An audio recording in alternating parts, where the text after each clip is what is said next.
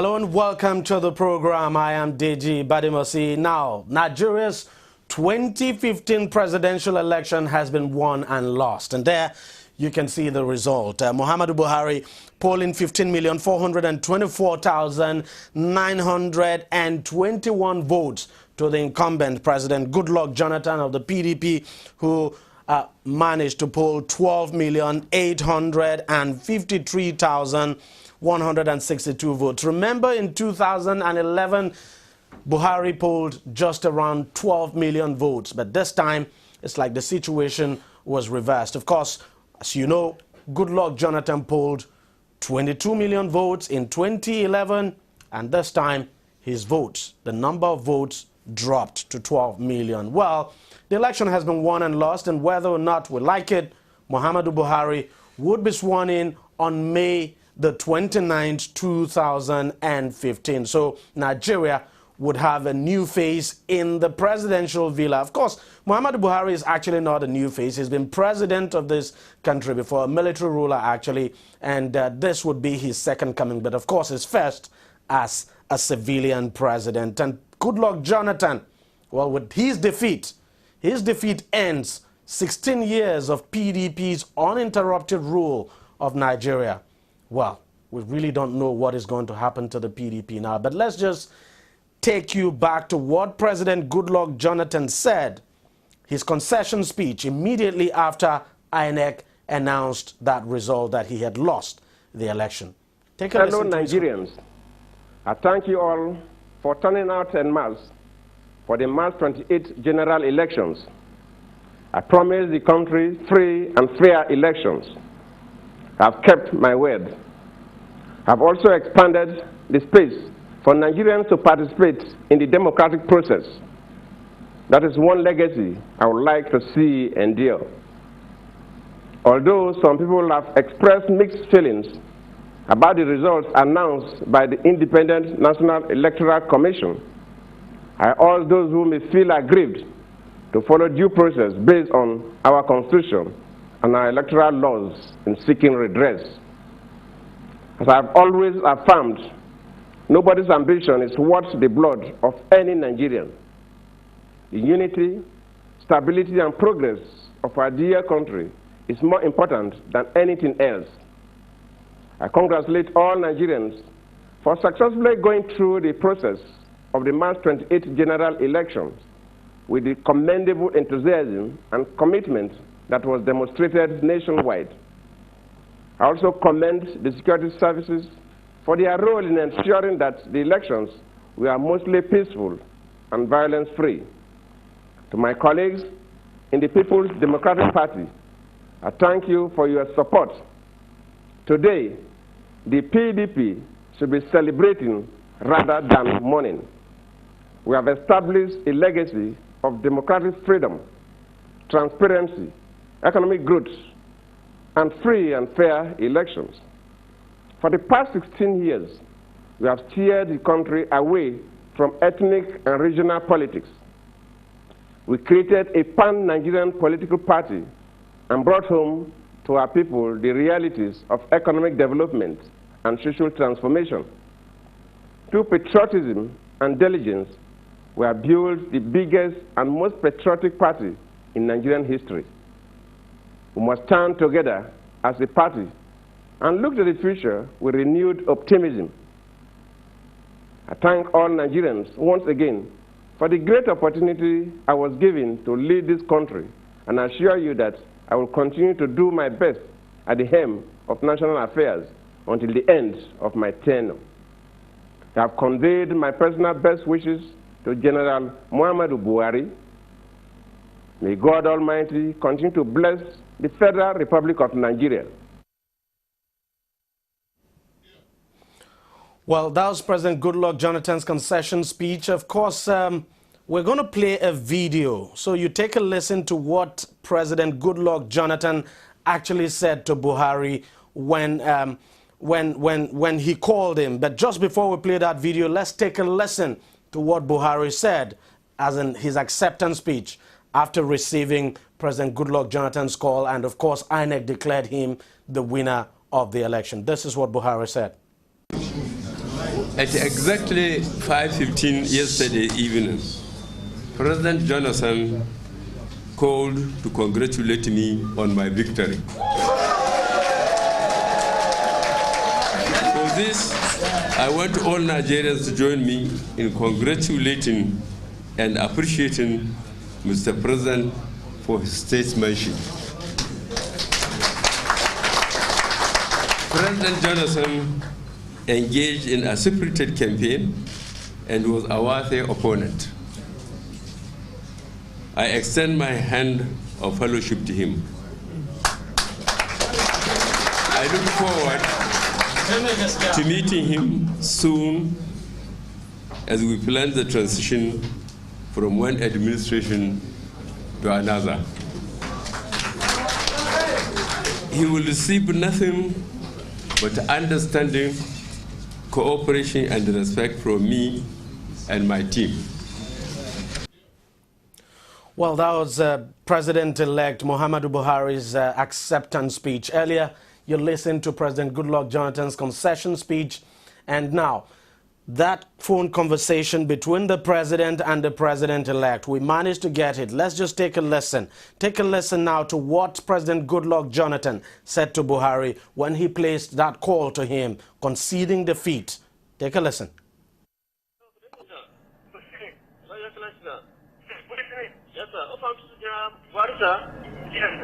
Okay, President Goodluck Jonathan would like to speak with you, sir. Okay, I'm connecting, sir. Okay, sir. Okay, hold on. Your Excellency. Hold on, sir. Okay. Hello, Your Excellency. Your Excellency, how are you? I'm all right, Your Excellency. Congratulations. Thank you very much, Your Excellency. Yeah, so how are things? Well, I will congratulate you more. Yes, after you find time, some of these days to come so that we can sort out how to plan the transitional period. All right, Your Excellency. Thank you very much. Okay, congratulations. My respect, Your Excellency. Thank you. Well, that was the brief phone conversation between the president and the president-elect. Of course, you heard the president saying congratulations to the president-elect and then asking him to send his team to come to the State House so that they could begin to plan the transition period of now.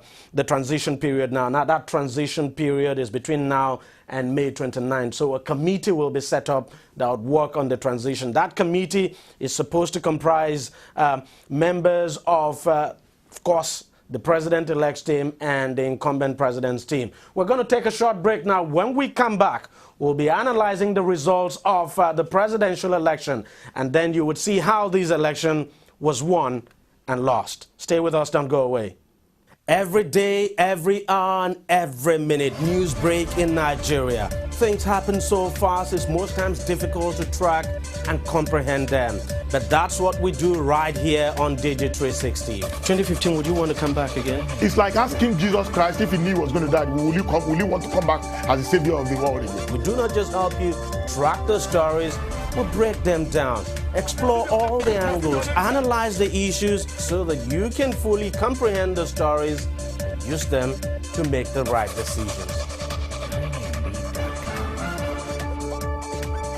Welcome back. If you've just joined us, you're watching DEJI360. Now, what we're going to do is to analyze the results of the election, so you'd be able to understand how this election was won and lost. Both candidates, here you have the score. The APC's Muhammadu Buhari won the election because he was able to poll 15,424,921 votes, and the incumbent, President Goodluck Jonathan of the PDP, getting 12,853,162 votes. Now, one interesting thing about this election is that both candidates were able to get 25% of the votes in at least 24 states of the country now, including the Federal Capital Territory. As a matter of fact, both candidates got 24% of the votes cast in the Federal Capital Territory. So because both candidates were able to get 25% actually of the votes cast in 24 states of the Federation,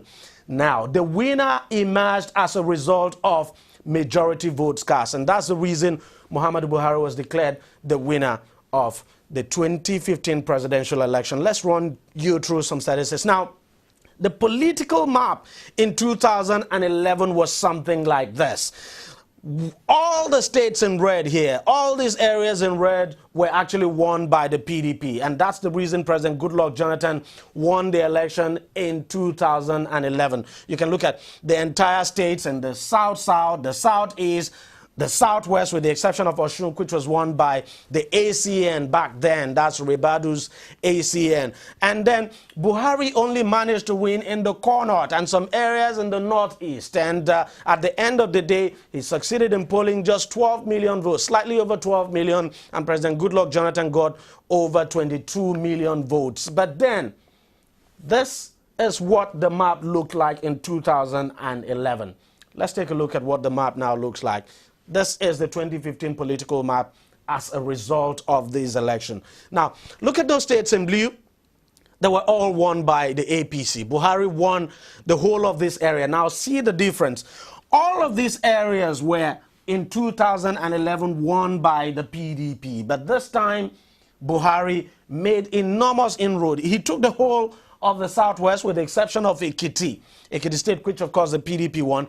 Now, look at the North Central, where Jonathan won in 2011. What happened?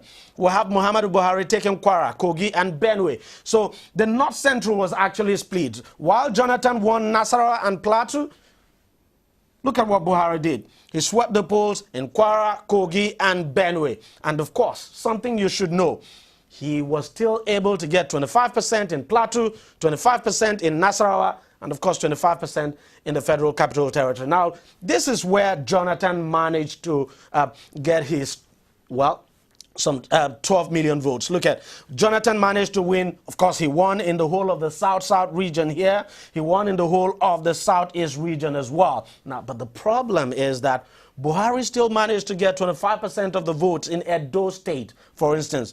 And of course, he still managed to get 25% of the vote as well in Imo State. So Buhari did not lose completely in the South-South and the Southeast, because he was still able to get 25% of the votes in two states, in the South-South and the Southeast. But Jonathan, losing the whole of this area, of course, he won in Taraba, won in Plateau, won in Nasarawa, won here, but then Buhari was still able to take a significant portion of the votes there. One state, very interesting, Adamawa State. A lot of people had thought, wow, that the APC was going to lose that state, because that state had traditionally been a PDP state. But this time, Jonathan lost the election there, PDP lost.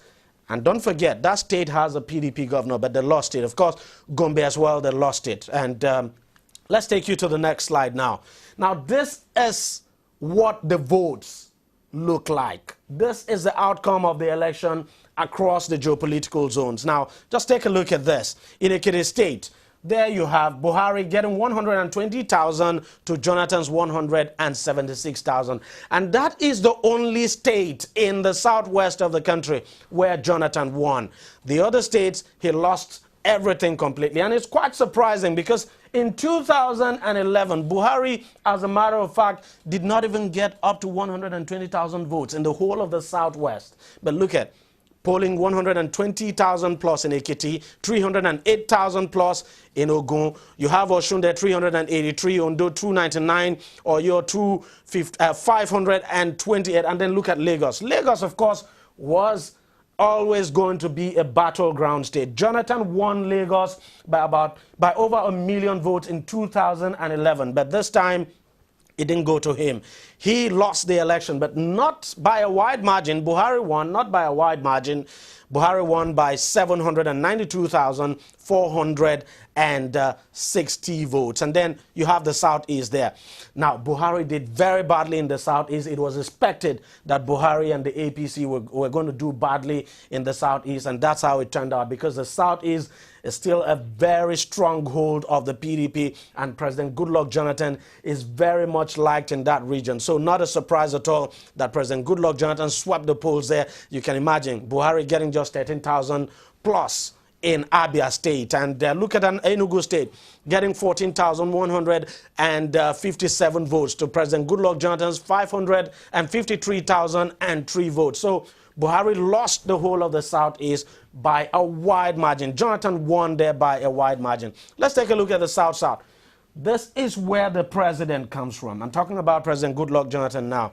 So not a surprise, Jonathan won the whole of the South-South. But then take a look at Akwa Ibom.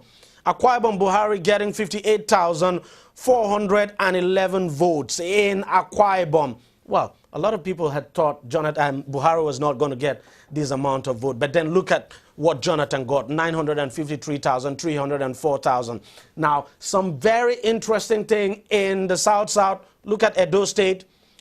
Edo State, the result was very, very close. Of course, Edo State is an APC state because the governor there is of the APC. But because the state is in the South-South region, everybody had expected that Jonathan was going to win by a landslide, but it didn't happen. Jonathan getting 286,869 votes, and Buhari coming second there with 208,469 votes. So Buhari clearly having his 25% there. Nothing to say about Rivers because, of course, Buhari lost, and that was to be expected. Now, let's take a look at the Northwest. This is where the tide started turning in favor of Buhari. Just look at the number of votes there. In Kaduna State, by the way, is where the incumbent vice president, Namadi Sambo, comes from. A lot of people had thought Namadi Sambo was going to do very well in that state, but at the end of the day, it really didn't matter to the people that Namadi Sambo is from that state because the PDP was roundly beating in that state. Buhari polling 1,129,760 votes. And look at what PDP got. Quite poor, 484,085 votes. Now, look at Katsina State. It's quite a surprise because some political analysts had actually thought that President Goodluck Jonathan was not going to get probably anything from that state. But then look at it. President Goodluck Jonathan still managed to get 98,937 votes from Katsina State. Katsina State is where Buhari comes from. I'm talking about the presidential candidate of the APC now. So not a surprise at all. He pulled 1,345,444 votes. Now let's take a look at another state that was able to deliver up to 1 million votes for Buhari, and that's Kano. Buhari getting 1,129,760. And look at what Jonathan polled, 215,000 plus. So very poor. In Jigawa State. Now, the interesting thing about these states, I mean, with the exception of Kano and Sokoto, and Zamfara as well, the others are all PDP states. Kaduna State, a PDP state, Katsina, PDP. Now look at Jigawa. Jigawa is where Governor Sule Lamido comes from. Governor Sule Lamido is a well-respected member of the PDP, and people will tell you he's very much liked by his people. But when it came to this election, the people decided not to side with him. And look at what the result turned out. Buhari polling 885,988 votes to Jonathan's 142,904. So, not surprising at all that Buhari won, and he won here by a landslide. This was not the picture in 2011 because Jonathan did very well in the Northwest. Now, look at North Central. North Central traditionally had always been a stronghold of the PDP. So a lot of people had expected Jonathan was going to do well in the North Central. As a matter of fact, most people had said if Jonathan won North Central, then he probably would win the election. But it didn't happen that way because the votes there were split. And of course, Buhari made some surprise showing there. And one of the biggest surprise of this election, Kogi State. Nobody expected that Buhari was going to win Kogi State. But look at what happened. He won. He won Kogi State, getting 264,851 votes to Jonathan's 149,987. Now, another big surprise in the North Central Benue State. Benue State, for a very long time, for the past 16 years, had always voted PDP. But look at what happened. Nobody ever imagined this was going to happen. In Benue, Buhari won it, getting 373,961 votes to Jonathan's 303,737 votes. Now, Niger State, well, Buhari won Niger State in 2011. Not a surprise that he's winning it now. But it's quite a surprise that Jonathan could not win Benue and Kogi State. And then look at Plateau, another big surprise there. Most people had always known Buhari was going to lose in Plateau, but, not in the manner that he lost, because Buhari was still able to get 25% of the votes. As a matter of fact, more than 25% of the votes in Plateau, because the margin of victory for Jonathan in Plateau was very narrow. Now, the Northeast, not a surprise at all. The Northeast, Buhari won it in 2011. Of course, Jonathan was able to win some states, but one big surprise, Adamawa State.